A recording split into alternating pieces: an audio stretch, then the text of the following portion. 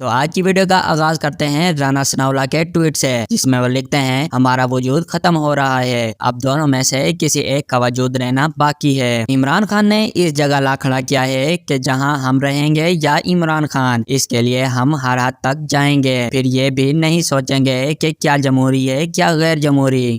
جس کے جواب میں ایک ٹویٹر صارف سمینہ نوید لکھتی ہیں جو عمل کرو تم کو خطرہ تو اندر سے ہے، زار ننگی ویڈیوز کی ملکہ کو قابو کرو۔ حسن نقوی جواب میں لکھتے ہیں سانس چڑھ گیا ہے پی ڈی ایم کو، صاف نظر آ رہا ہے اب ان سے بھاگا بھی نہیں جانا۔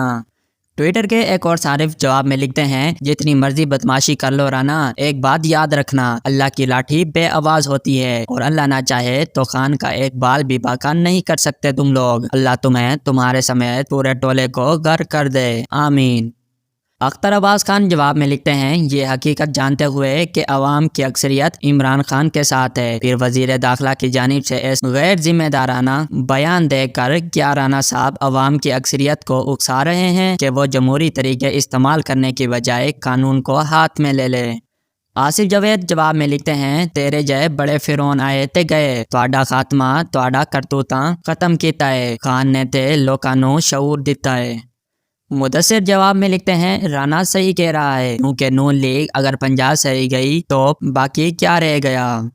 ٹویٹر کے ایک اور صارف جواب میں لکھتے ہیں ثانیہ ماڈل ٹاؤن کے ماسٹر مائنڈ کی جانب سے ایک اور کھلی موت کی دھمکی۔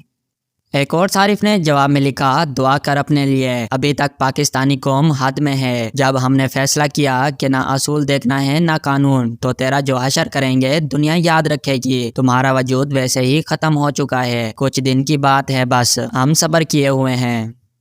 عمر خان جواب میں لکھتے ہیں اس بندے کی پیدائش ہی جمہوری ہے بس، باقی سارے کام غیر جمہوری ہیں، اب سب کہیں گے گالی دے دی، ایسوں کو گالیاں ہی پڑتی ہیں۔